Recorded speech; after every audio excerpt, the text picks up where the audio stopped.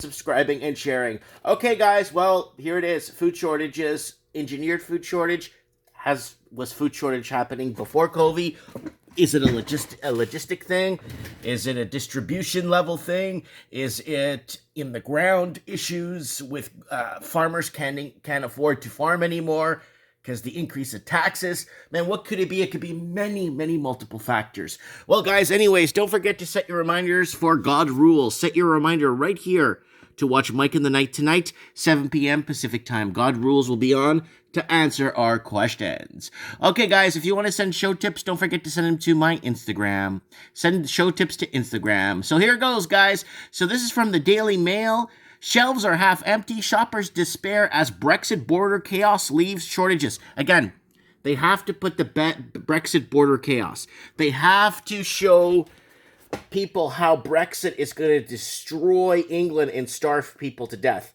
Even though England has the capacity to have create their own indoor institutions to grow their own food, greenhouses. They have a lot of green in England. They could do a lot if they wanted to, if they really wanted to. But that means they're going to have to create jobs. And creating jobs, who's in it for business anymore with all of these lockdowns and all of these Mickey Mousing that's going on, right? So, Brexit border chaos leaves shortages of salad, fresh vegetables, frozen food, wine, beer, and fruit. So France is demanding that truckers have a COVID test 72 hours before entering or entering, leading to delays at ports. Number 10 concerned Brexit border chaos could lead to food shortages amid plans to fast-track supermarket lorries. Empty shelves widespread in Northern Ireland are the beginning to increase in the mainland in Britain today. Scottish seafood industry is on its knees because the export problem amid calls for industry to be bailed out. National Federation of Fishermen organization says Prime Minister surrendered to the neo-colonial relationship with the EU. So here's the problem. Let me explain to you what the problem is. I'll give you the example from my home country of Portugal. Let me explain to you what the problem is with Portugal. Portugal used to, before it joined the Euro, have its own oranges, bananas. Used to export its own fish. It's got a lot of jurisdictional waters all the way to the Azores. So they have a lot of water they could fish that's theirs. But the EU made them stop growing tobacco, fishing, because they want other countries to do it to get the monopoly on it. And Portuguese stay home, get paid to stay home. So they could produce a lot of the salads, a lot of the stuff that could be produced. But Portugal is one of those countries where they're getting paid to stay home and not produce or do nothing, right? Give it another generation from now, a lot of people will forget how to till the land and get back to roots, right? Get it? Back to roots? Shoppers have complained of empty shelves in the UK supermarkets with alcohol and staples including broccoli, tomatoes, cheese are missing as a new Brexit rules. Again, England becoming like any country that wants to be out of this euro or get out of this euro, they're going to always create these things. Well, Brexit rules. Start creating jobs. Start creating decent paying jobs. Start greenhousing. Start doing things. Start becoming independent. Stop blaming countries for wanting to become independent. You know what I'm saying? So let's move on here to the next article here. Northern Ireland stores see empty shelves as Brexit trade rules bite. So again, they're going to be blaming Brexit for everything. So let's go back to the photos on this other one there. There it is right there. There's your shortages right there. And that's all, I guess, closed off. That's all empty there. So it kind of looks like Russia and Venezuela and countries that basically once they hit, there's a guy there filming this. Yeah, baby. Woo! Look at that. Right there. Oh, there's no wine. Well, the specific wines are out. So there it is right there. So let's move on to the next article. Northern Ireland stores see empty shelves as Brexit trade rules bite. Again, there you go, guys.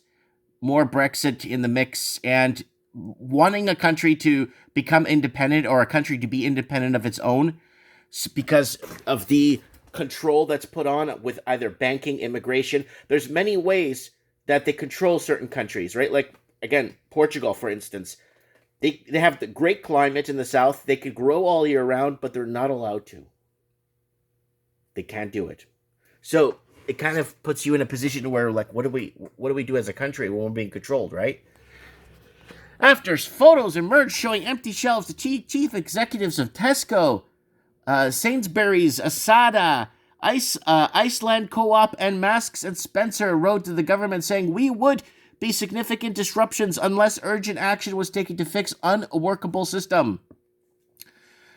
So let's move on. Grocery shortage is expected in 2021, according to experts. So here they are.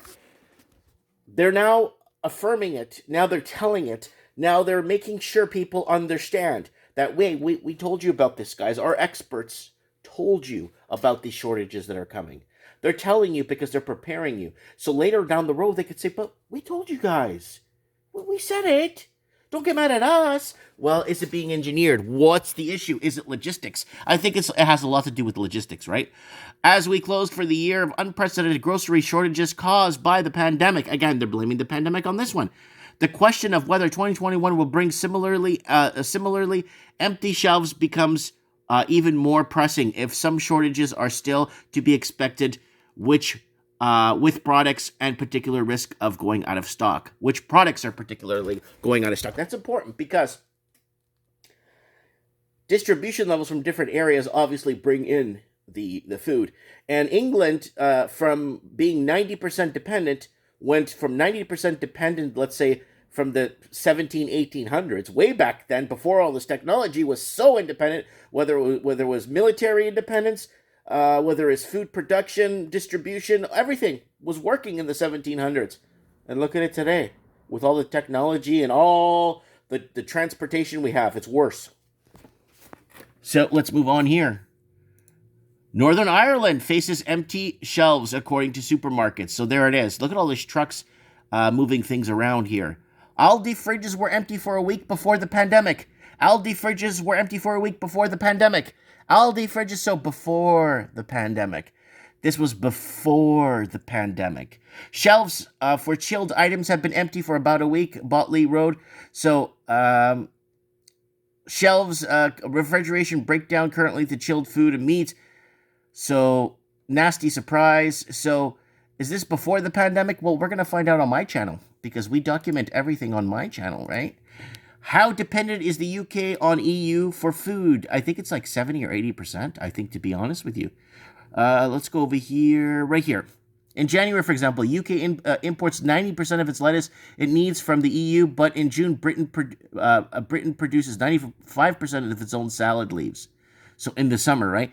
Tomatoes follow the same pattern. In January, the UK buys 85% of tomatoes from the European bloc, but by summer, it's growing 60% of what the country needs. So what do they need? Greenhouses. Lots of greenhouses. Lots of employment. Lots of jobs, right?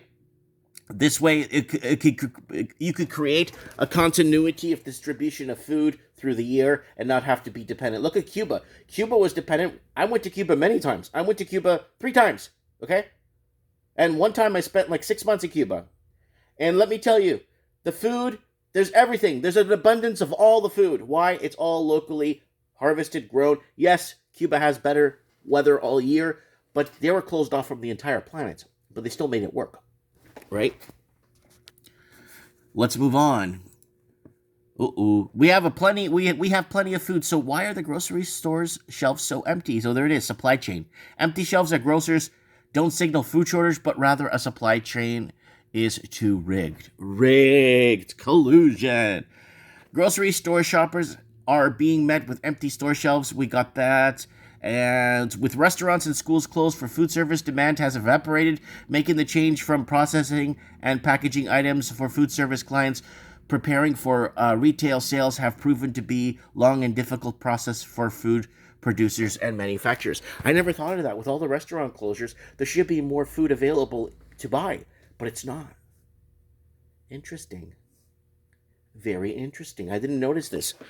The 300 billion food service industry has seen sales decline 60 to 90% due to COVID. Allen said. The wide range takes into account all different kinds of organizations and food service caters to, from restaurants to hospitals and convenience stores. Now, with our nonchalant big time leaders up above everybody, basically telling us above our overseers are letting us know that this COVID might last forever. COVID might be here forever. So it's really tough to swallow. So anyways, let's go back to the channel. Let's look up food. Let's look up what food was happening before COVID, because we were searching across the channel for all kinds of stuff, and we've typed in food across the channel. Okay, so let's look at pre-COVID. So this is a month ago. That doesn't count. Some Americans have begun stealing food to survive. Cuba resorts to rationing food. That's from a year ago. Food prices spiking in a city near you. Let's see what we have. Fast food, casual restaurant closures. Let's see. Massive food shortage on the way. That was 9 months ago. That was when COVID was starting. In the West, though. Stockpiling food and water, anxiety. Let's see if we have anything older. Anything older? Middle class a year ago, right there. We had articles, Mike in the Night, middle class can't afford food, right there. That's before COVID. So it was already hitting us way before. Look at this, price of food from 3 years ago. Classic rewind. It's a video I made and I showed what I was buying for food. Wow. Let me see here. Massive food to skyrocket by 2021. 830%. 4 years ago. Food to skyrocketed by 2021, 830%. 4 years ago. Sorry, I had to yell there. This is 2 years ago. What $185 bought me in food? You could look at that one. Food is costing more than rent. 4 years ago. So we've had price of food now unaffordable before COVID. So look, food price hike. Oh man. There you go. It was happening before. People were buying on credits. People were buying on loan. People were buying this stuff on loan. They weren't buying it, you get me, like with their earned money. They were buying it on loan, on credit cards, credits and all that stuff. And now look where things are at now.